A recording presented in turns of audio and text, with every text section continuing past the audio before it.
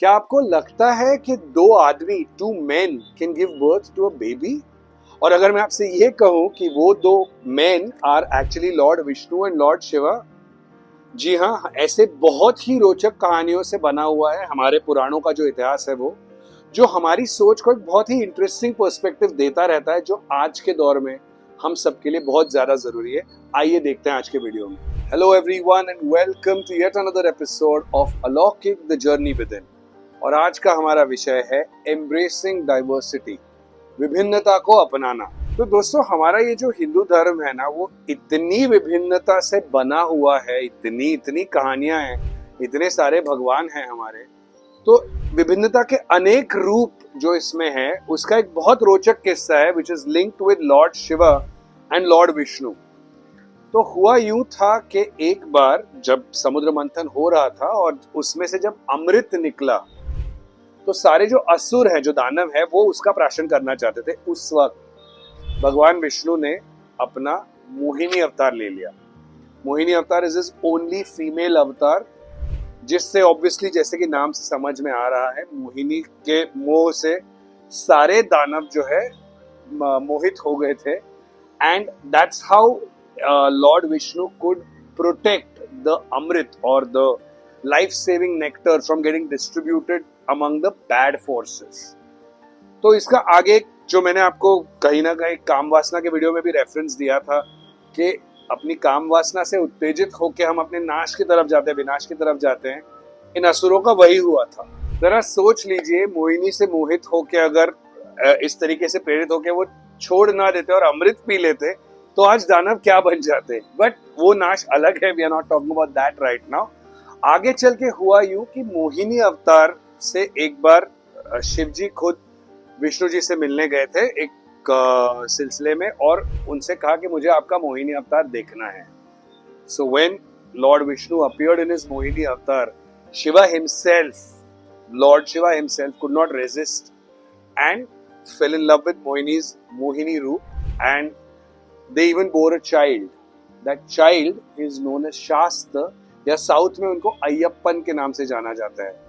Lord Ayyappan, जो शबरीमाला का temple है। So Ayyan and Appan, someone who's born to two fathers, that's the child. That's the degree of diversity that's there in our prolific history. और इसकी एक दैवी योजना थी। तो जो महिषासुर था, महिषासुर द डीमन, जिसने सारा हैवॉक मचा दिया था, जिसका दुर्गा माँ ने वध कर दिया था, उसकी जो बहन थी महिषी, वो भी एक दानवी थी। और उसने अपना तप करके ब्रह्मा जी से उसे वरदान मिला हुआ था कि उसे इस सृष्टि में कोई मार नहीं सकता है सिवाय उसके जो शिव जी और विष्णु जी की संतान हो। अब obviously two men can not bear a child, and then if you look at this whole story, the Mohini avatar of Lord Vishnu, साक्षात भगवान शिव का सम्मोहित हो जाना और उनका एक संतति को निर्मित करना, जो अय्यप्पन भगवान थे, जिन्होंने ऑब्वियसली महिषी का वध तो कर ही दिया। तो इतनी विभिन्नताओं से, इतनी खूबसूरती से और इतनी व्हाट डू यू से सर्व समावेशक कहानियों से हमारे पुराण जो है ना, वो अलंकृत है।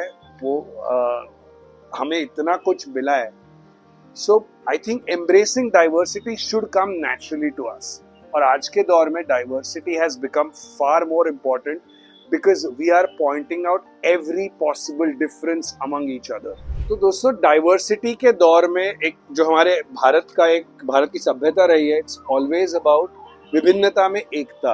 Unity in diversity has always been an important thing that has driven us Indians and that has driven the Indian value system. कहीं ना कहीं क्या हुआ था, मोहिनी अवतार के किस्से से ही एक कहानी जुड़ी हुई भी है कि इसके बाद जब भगवान शिव और भगवान विष्णु एक साथ आए थे, उस वक्त उन्होंने got together to form an avatar which is called Harihara, which is Hari meaning Vishnu and Hara meaning Mahadev, और शंकर नारायण, ये भी एक उनका जॉइंट अवतार है दोनों का। अब इसके पीछे एक ये है, क्योंकि अलग अलग मान्यताएं हो जाती है, जो एक पॉलिटिकल डिसकंटेंटमेंट, आजकल बहुत बातें होती है उसके बारे में, मेरा धर्म, मेरी मान्यता को लेकर हम सब झगड़ उठते हैं। लेकिन even within Hindus, the Shaivites, जो शिव जी को वर्शिप करने वाले शाइवाइट्स और विष्णु जी को वर्शिप करने वाले वैष्णवाइट्स, उनके बीच में इतने सारे झगड़े फसाद हुए थे तो कहीं ना कहीं उन झगड़ों भक्तों में ये झगड़े ना हो, इसीलिए दोनों मर्ज भी हो गए थे एज हरिहर। और ये जो झगड़े हैं, जो डाइवर्सिटी हम अगर देखने जाएं तो एक मतलब हिंदू मुस्लिम की तो एक इंडिया में हमारे यहाँ लड़ाइयाँ हो ही रही है।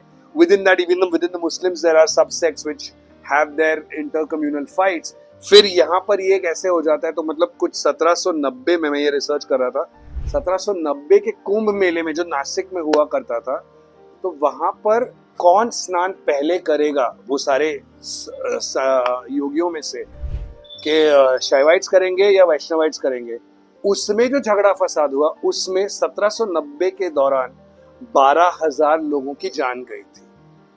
This is a very shocking thing. उसके बाद जो वहां के पेशवा थे सवाई माधवराव, उन्होंने विभाजन कर दिया उसका कि नासिक के पास जो त्र्यंबकेश्वर है, जो ज्योतिर्लिंगों में से एक है, त्र्यंबकेश्वर में कुंभ मेला के दौरान the Shaivites would take a dip, जो शिव भक्त हैं वो, और जो गोदावरी नदी में नासिक में जहाँ पे कुंभ मेला होता है वहां पर विष्णु भक्त जो है वैष्णव, उन्होंने स्नान करना है। तो ये कोई आज से चला आने वाला ये नहीं है कि there's a communal disharmony or whatever, but somewhere in today's day and age of intolerance there are so many avenues of differences कि हम हर बात को एक झगड़ा बना देते हैं। इसीलिए आज के दौर में डाइवर्सिटी को एम्ब्रेस करने की, विभिन्नता को अपनाने की, और ऐसा नहीं कि ऐसे चल यार अपना लिया, वैसे नहीं, तहे दिल से अपना लेने की बहुत ज्यादा जरूरत है हम सबको। So guys, what is the importance or why is diversity so important in today's day and age? First and foremost, there's a growing acceptance for different opinions. There's a growing acceptance for different countries, different ethnicities, different viewpoints. कहीं ना कहीं उसकी वजह से diminishing discrimination has started off. और ये हमारा देश को इकलौता ये नहीं, अमेरिका में भी when the blacks had to fight for their civil rights, that was a whole movement that the United States of America went through, which is why आज के दौर में आप कोई भी Netflix का एक शो देखोगे उसमें हर रंग के किरदार होते हैं, और उन्हीं में कहीं ना कहीं एक फिर हमारा भारतीय वर्ण का किरदार भी आ जाता है। So there's this diminishing discrimination, there's a growing acceptance, और ये इसलिए हो रहा है कि सब लोग एक मार्केट प्लेस है। चाइना और इंडिया जैसी कंट्रीज ने ये प्रूव कर दिया है कि हमारी आबादी और हमारी जो आजकल एक वर्ल्ड स्ट्रेंथ है, it is valuable. So the moment you are valuable from a business perspective, your opinion will count. In effect, what has happened is for the citizens of today, the children of today, आजकल बहुत से बच्चे खासतौर पे urban शहरों में they are attending international schools because the world is their oysters. They are global citizens. मैं बस पैदा यहाँ पे हुआ हूँ, आगे मुझे वहां जाना है, इस सोच से कई लोग अपने बच्चों की पैदाइश कर रहे हैं, परवरिश कर रहे हैं आजकल, सॉरी। तो ये एक और हो गया। उसकी वजह से क्या हो गया, देयर आर इवॉल्व पर्सपेक्टिव्स। हम किसी को भी देखते वक्त सिर्फ उतने नैरो दृष्टिकोण से नहीं देखते हैं, उतने संकुचित दृष्टिकोण से नहीं देखते हैं। Our perspectives have evolved and in effect obviously there are lesser judgments which I think is an evolution of a human race. अगर आप वर्क प्लेस में भी डाइवर्सिटी एंड इंक्लूजन की बातें करें या कहीं भी अगर आप डाइवर्सिटी जैसा टॉपिक ले आए, एक जमाने में when the world was driven only by the males and in an American context the white male was the ultimate superior, तो वहाँ white की जगह black भी आ गया, male के साथ साथ female भी आ गए, तो वहाँ एक पड़ाव पार कर लिया था। फिर next आ गया accepting the transgender, तृतीय पंथियों का जो था। फिर now within that getting into the further subsects which is your queer community that comes in over there। एक disclaimer दे देता हूँ, मैं कोई भी expert या ज्ञानी पंडित हूँ नहीं, अपने ओपिनियन से, अपने पर्सपेक्टिव से जो भी चीजें देखी हुई है उनको देख के समझ के मैं एक अपने ओपिनियन से वीडियोस बना देता हूँ। So please don't treat it as expert advice. और इस सब के साथ ये जो growing acceptance, diminishing discrimination, the world being global citizenship, the world being your oyster with evolve perspectives and evolve individual, evolve kind of a global citizen that we are creating, there are richer better life experiences for all of us. तो सबको अगर हम एक सर्वसमावेशक दृष्टिकोण से देख लेना तो लाइफ भी आसान हो जाएगी। हम कब तक उन्हीं दकियानुसी ख्यालों में फंसे रहेंगे, क्योंकि हो सकता है आज के डेट में I have seen a lot of people you know generally when they are talking about their staff members there is a certain dismissiveness. अरे ये तो ड्राइवर है, हमें ये भी तो सोचना चाहिए कि वो ड्राइव कर रहा है इसलिए वो ट्रैफिक की परेशानी में आप व्हील पे नहीं बैठे हो, वो आपको आराम दे रहा है और उसे अरे ये तो ड्राइवर है ऐसे बोल रहे हो। जो आपके लिए खाना पका के गरम आपको खिलाते हैं, we are discriminating towards them. I know so many of my friends who earn really well and I have heard of people who earn well as well, but उनके घर में एक लोअर प्राइस ब्रैकेट का अनाज पकता है for their staff. अब ये कहीं ना कहीं हम एक तरीके का उस पे जो एक डिफरेंशिएशन कर रहे हैं, ये क्यों करें? Something we should change always begins from with in.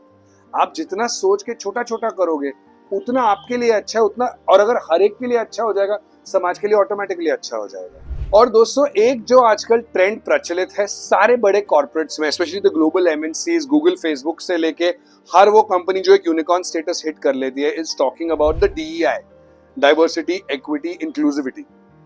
ये क्यों जरूरी हो गया? Because the more you embrace diversity, it actually leads to more productivity and hence more profitability. So it has got nothing to do with any other emotional baggage from centuries old biases, but pure profit.